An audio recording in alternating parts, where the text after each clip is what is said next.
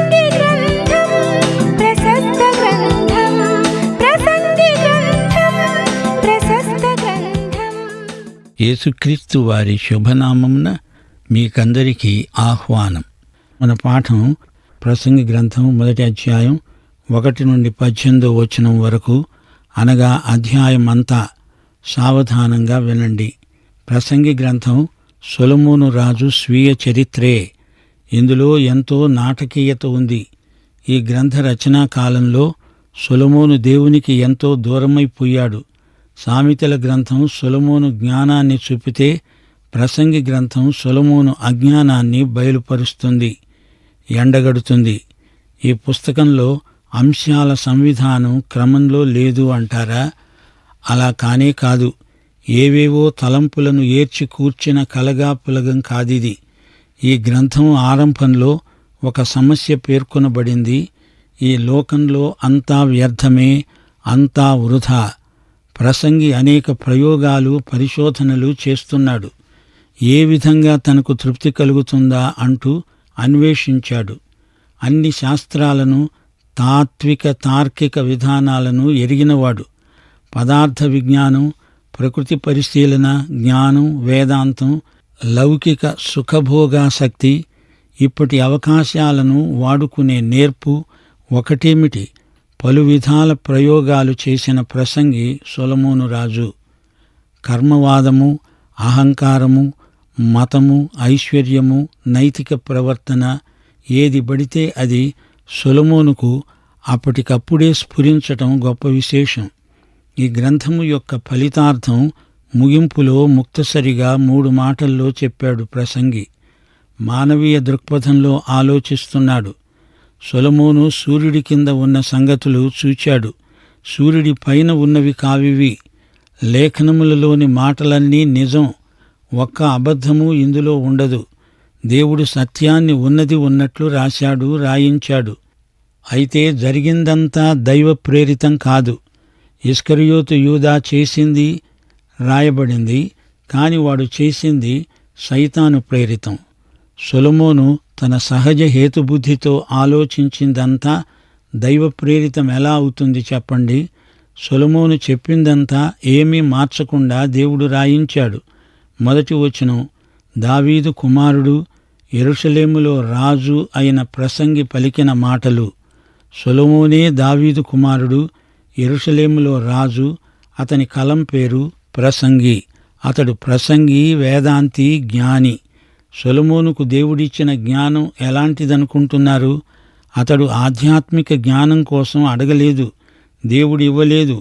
1 రాజులు 3వ అధ్యాయం 9వ వచనం, ఇంత గొప్పదైన జనమునకు న్యాయము తీర్చగలవాడెవడు? కాబట్టి నేను మంచి చెడ్డలు వివేచించి నీ జనులకు న్యాయము తీర్చునట్లు నీ దాసుడనైన నాకు వివేకము గల హృదయము దయచెయ్యి. దేవుడు సొలొమోనుకు రాజకీయ జ్ఞానమిచ్చాడు. ఆధ్యాత్మికంగా తాను అజ్ఞాని అని ఒప్పుకుంటున్నాడు. ఇశ్రాయేలు జాతిని పరిపాలించడానికి దేవుడతనికి గొప్ప వివేకము, జ్ఞానము అనుగ్రహించాడు. సొలొమోను రాజ్యంలో శాంతి సమాధానములు వెల్లివిరిశాయి, కాని అతని ఆధ్యాత్మిక జీవితమంతా అల్లకల్లోలమైపోయింది. ఎఫెసీ పత్రిక 1వ అధ్యాయం 3వ వచనం ఏమంటోంది? పరలోక విషయములలో ఆత్మ సంబంధమైన ప్రతి ఆశీర్వాదము ప్రభువు మనకిచ్చాడు. అదెంతో గొప్ప భాగ్యం. వ్యర్థము వ్యర్థము అని ప్రసంగి చెబుతున్నాడు. వ్యర్థము వ్యర్థము, సమస్తము వ్యర్థమే. వ్యర్థము అంటే శూన్యం, అంతా ఖాళీ, డొల్ల. అందులో ఏమీ లేదు, అంతా ఒట్టిదే, అంతా హుళక్కి, అగమ్యగోచరం, అర్ధరహితం, నిస్సారం, నిరుపయోగం.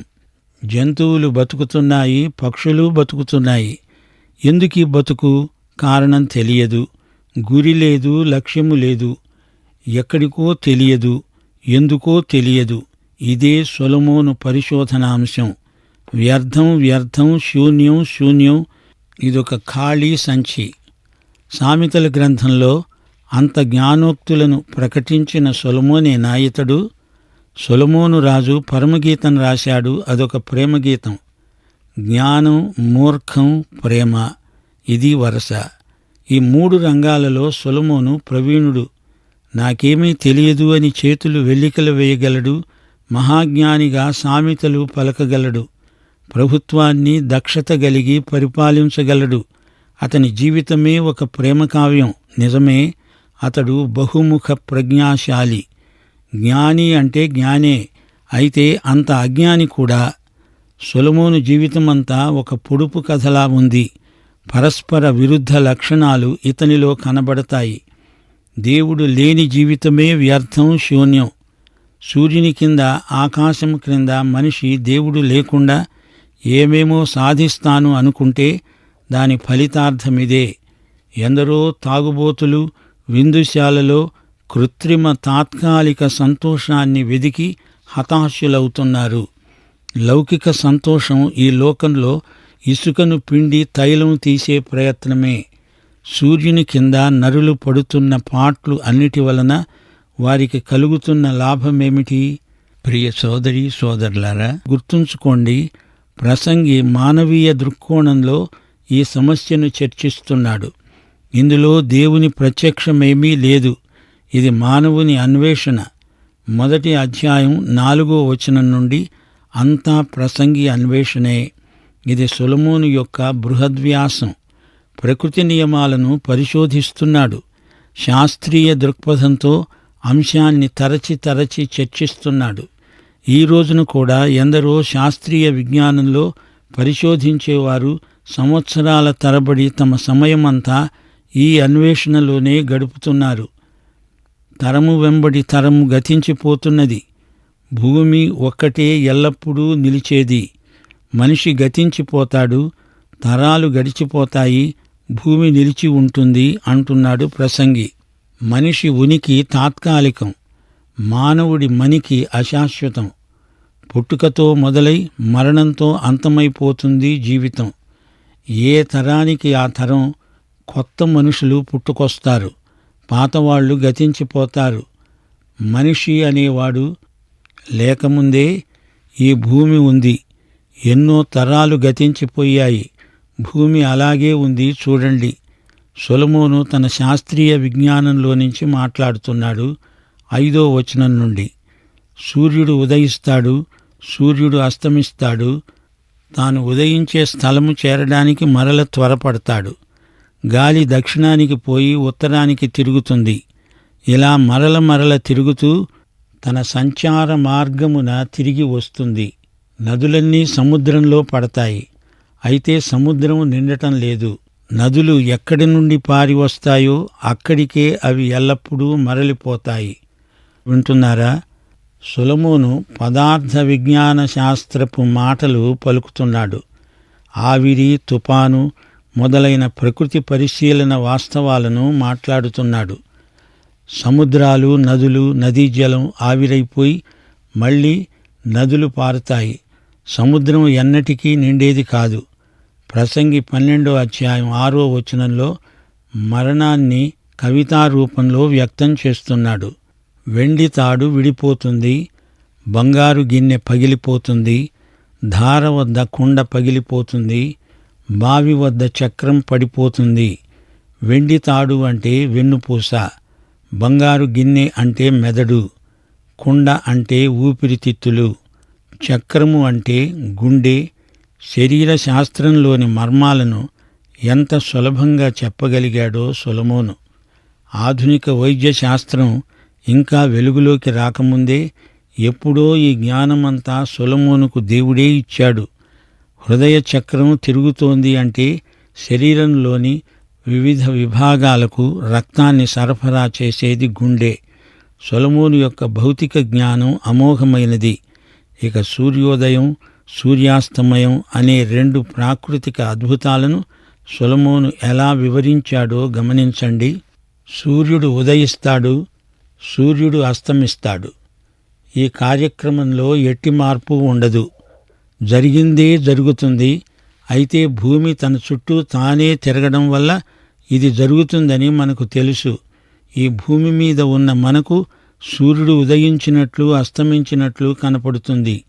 దేవుడు సృష్టిలో పెట్టిన నియమము చొప్పుననే సమస్తము జరుగుతుంది. గాలులు దక్షిణానికి పోయి ఉత్తరానికి మరలుతాయి. గాలి తనకిష్టమైన చోట వీస్తుంది అని ప్రభువు నికోదేముతో మాట్లాడుతూ అన్నాడు. గాలి పోకడా రాకడా ముందుగా చెప్పడం మనకు ఎంతో కష్టం. అయితే కొన్ని చోట్ల గాలి మలుపు తిరిగే విధానం ఒకేలాగు ఉంటుంది, అది మారదు. గాలి కూడా సృష్టి నియమాలనే పాటిస్తుంది అనేది నిర్వివాదాంశం.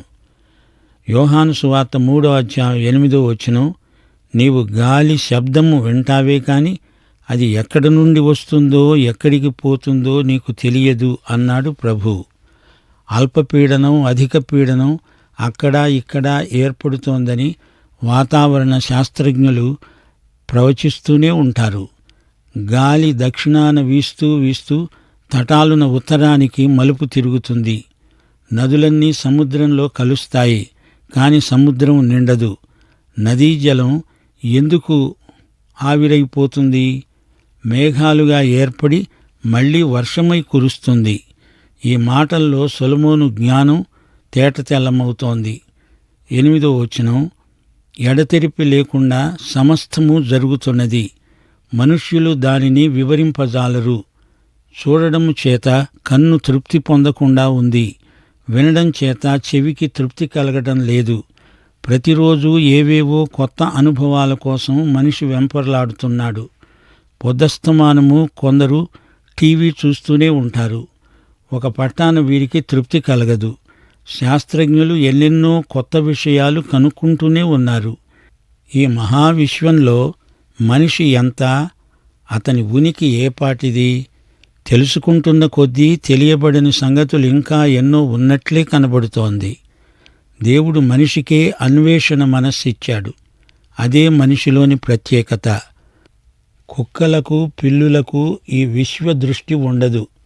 దేవుడది మనుషులకే అనుగ్రహించాడు. పరిశోధనాత్మకమైన, పరిశీలనాత్మకమైన బుద్ధి మనిషికి దేవుడిచ్చిందే. మునుపు ఉండినదే ఇక ఉండబోయేది, మునుపు జరిగినదే ఇక జరగబోయేది. సూర్యుని కింద నూతనమైనది ఏదీ లేదు. ఇది నూతనమైనది అని ఒకదానిని గూర్చి ఒకడు చెప్తాడు. అది మనకు ముందుండిన తరాలలో ఉండినదే. పూర్వులు జ్ఞాపకానికి రారు. పుట్టబోయే వారి జ్ఞాపకం ఆ తరువాత ఉండబోయే వారికి కలగదు. అప్పుడు ఇప్పుడు కొత్తది అంటూ లేదు. ఈవేళ కొత్తది రేపు పాతదవుతుంది.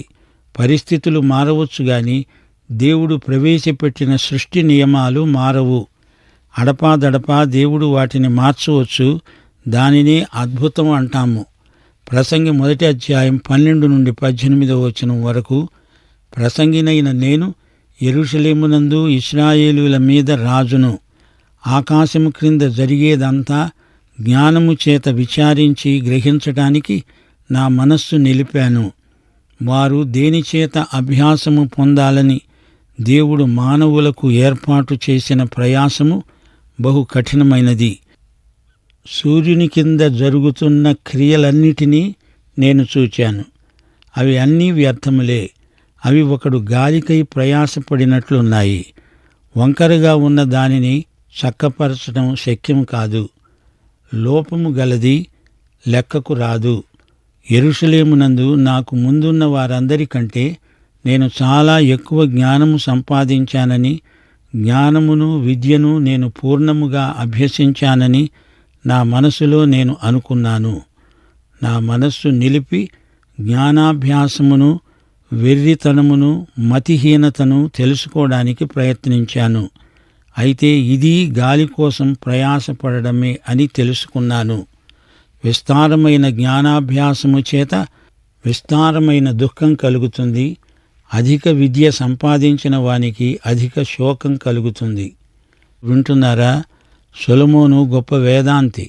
లోకంలోని వేదాంత విద్యనంతా అధ్యయనం చేసినవాడు.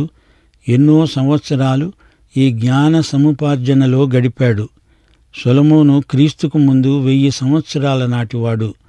మనము క్రీస్తు తరువాత 2000 సంవత్సరాల కాలంలో ఉన్నాము. అంటే సొలొమోను మనకు 3000 సంవత్సరాల కిందటివాడు. ఈ రోజున సాంకేతిక విద్యలో మనిషి ఎంతో పురోగమించాడు గాని ఆధ్యాత్మిక చింతనలో ఎంతో వెనుకబడిపోతున్నాడు. నేటి ఆధునిక జ్ఞానం మనిషిని తృప్తిపరచలేకపోతోంది.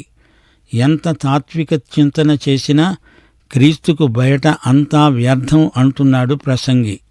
అట్టి వ్యాసంగాలు వృధా కాలయాపన. వేదాంత తత్వజ్ఞానం వల్ల మనిషి దేవుణ్ణి కనుగొనజాలడు. ప్రత్యక్షం ద్వారానే మనకు దైవజ్ఞానం లభిస్తుంది. వేదాంతం ద్వారా మనిషి నిరాశావాది అవుతాడు. వేదాంతం గాని మనస్తత్వ శాస్త్రం గాని మానవ స్వభావాన్ని మార్చలేదు. ప్రకృతి సంబంధి పాపి, దేవునికి దూరస్థుడు. అతనికి విద్య నేర్పిస్తే అతని పాప సమస్య తీరుతుందా? తీరదు. వంకరను సరిచెయ్యడం అసాధ్యం. మనిషి యొక్క పాత స్వభావం వంకర టింకర. శరీరమూలముగా జన్మించినది శరీరము, ఆత్మ మూలముగా జన్మించినది ఆత్మ. మనకు నూతన స్వభావం రావాలి. శరీరమూలముగా జన్మించినది శరీరము, ఆత్మమూలముగా జన్మించినది ఆత్మ అన్నప్పుడు యోహాను సువార్త 3వ అధ్యాయం 6వ వచనం ఈ సత్యాన్ని విస్పష్టం చేస్తోంది. కొంతకాలం క్రిందట మనం విద్య అన్ని సమస్యలను తొలగిస్తుంది అని అభిప్రాయపడ్డాము. ఈ రోజున మేధావులు ఆ అభిప్రాయాన్ని మార్చుకుంటున్నారు. ఈ రోజున విద్యార్థులు మునుపటి కంటే సమాచార సేకరణ ఎంతో వేగంగా చేస్తున్నారు. లోకంలో ఎక్కడ ఏమి జరుగుతోందో నిమిషాలలో తెలిసిపోతోంది. కాని ఆధ్యాత్మిక విలువలు అడుగంటిపోతున్నాయి. ప్రసంగి పరిశీలన ఇదే. ఎంత పురోగతి సాధించినా ఆధ్యాత్మిక అభివృద్ధి శూన్యమే అనిపిస్తోంది. చెడుగు మంచి అని, మంచి చెడుగు అని నేటి నాగరికత వక్రభాష్యం చెబుతోంది. ఇంత చదువు చదివి ఆధ్యాత్మికంగా దివాలా తీసిన మనిషి అంతా వృధా అని చెప్పాల్సి వస్తోంది. కల్పనా కథలకు, మిథ్యావేదాంతానికి ప్రచారం జరుగుతోంది. విద్య, సాంకేతిక నైపుణ్యం మాత్రమే మానవుని సమస్యలను పరిష్కరించజాలవు అని ప్రసంగి గ్రంథం వెల్లడి చేస్తోంది. మానసిక శాస్త్రజ్ఞుల విశ్లేషణ, పడికట్టు మాటలు, పురశ్చరణ వల్ల మనిషి ఆధ్యాత్మిక నైతిక సమస్యలేవీ తీరవు అని రాను రాను ప్రజలు గ్రహిస్తున్నారు. ఏవో 2-3 బైబిలు వచనాలు చెప్పి చేదు మాత్రకు చక్కెర పూత పూసి అంతటితో ముగిసింది అనుకుంటే అది పొరపాటు. బైబిలు సత్యాలను జీవితాలకు పూర్తిగా అన్వయించుకోవటంలోనే సమస్యలు పరిష్కృతమవుతాయి. బైబిలంతా ఆదికాండం నుండి ప్రకటన గ్రంథం వరకు క్రైస్తవ విశ్వాసుల జీవిత సమస్యలకు సమగ్ర పరిష్కారమవుతుంది. ఇందులో సులభ మార్గాలంటూ ఉండవు. దేవుని వాక్య అధ్యయనం ఒక్క నిమిషంలో అయిపోయేది కాదు. ఇది ఒక ప్రక్రియ, దైనందిన సాధన, మానసిక ఆధ్యాత్మిక సిద్ధపాటు, నైతిక శీల ప్రగతి. క్రైస్తవులు ఈ విషయంలో ఎంతో నిబద్ధత, సంయమనం పాటించాలి. సొలొమోను ఈ వాస్తవాన్ని పరిశోధించి కనుగొన్నాడు. తనకెంతో జ్ఞానముంది అనుకొన్నాడు. జ్ఞాన విద్యను పూర్తిగా అధ్యయనం చేశాడు. నన్ను మించిన వారెవరూ లేరు అనుకున్నాడు. కాని నేను ఆధ్యాత్మికంగా దివాలా తీశాను అంటున్నాడు ప్రసంగి. అవును, సొలొమోను మొదట్లో తన మానసిక వికాసాన్ని చూసుకొని ఎంతో గర్వించాడు. చివరికి గర్వభంగమై అంతా ఒట్టిదే అని గ్రహించి ఈ మాట అంటున్నాడు. 1 కొరింథీ 8వ అధ్యాయం 1వ వచనంలో పౌలు అంటున్నాడు, మనమందరము జ్ఞానము గలవారమని ఎరుగుదుము. జ్ఞానము ఉప్పొంగ చేస్తుంది గాని ప్రేమ క్షేమాభివృద్ధి కలుగచేస్తుంది. ఒకడు తనకేమైనా తెలుసును అనుకుంటే తాను తెలుసుకొనవలసినట్లు ఇంకా ఏమీ తెలుసుకున్నవాడు కాడు. అసలు సంగతేమిటంటే అనుభవాన్ని మించిన విద్య లేదు. దేవుని వాక్యము చేత సుశిక్షితము, ప్రభావితము కాని అనుభవము ఎందుకు కొరగానిది. అది శూన్యం, వృధా అంటున్నాడు ప్రసంగి. వాక్యంతో నీ అనుభవాన్ని పరీక్షించుకో. అంతేగాని నీ అనుభవంతో వాక్యాన్ని పరీక్షిస్తాను అనవద్దు. అది తప్పు. నీ అనుభవం దేవుని వాక్యానికి భిన్నంగా ఉంటే దాన్ని సరిచేసుకో. నీ అనుభవంలోనే లోపాలున్నాయి గాని దేవుని వాక్యంలో ఎట్టి లోపమూ లేదు. నా జ్ఞానంతో ఉప్పొంగిపోయి వెర్రివాణ్ణి మతిహీనుణ్ణి అయిపోయి ఇప్పుడు అంతా వృధా అని తెలుసుకున్నాను. ఇది ప్రసంగి సాక్ష్యం. నా తెలివి అంతా గాలితో కుస్తీ పట్టినట్లే అయింది అని సొలొమోను వాపోతున్నాడు. వింటున్నారా? మన స్వకీయ జ్ఞానం దేవుని దృష్టిలో వెర్రితనమే. అజ్ఞానమందు ఆనందించేవారి మధ్య జ్ఞానినే మూర్ఖుడు అంటారు. ఈ రోజున మనిషిని కంప్యూటరు ఏలుతోంది. మనిషి జీవితాన్ని కంప్యూటరు శాసిస్తోంది. కంప్యూటరీకరించబడిన బతుకులు ప్రసంగి గీతమే చివరికి పాడాల్సి వస్తుంది. వ్యర్థం, అంతా వ్యర్థం. అధిక విద్య అధిక విషాదానికి కారణం. ప్రియ సోదరుడా, సోదరి, నీవు యేసుక్రీస్తును నీ స్వకీయ రక్షకుడుగా, ప్రభువుగా ఎరుగుదువా? అయితే నీ జీవితం అర్థవంతం, సార్థకం. ఈ పాఠమంతా నీకోసమే. తండ్రి ప్రేమ, యేసుక్రీస్తు కృప, పరిశుద్ధాత్మ ఆదరణ మనకందరికీ సదాకాలము తోడై ఉండునుగాక. ఆమేన్.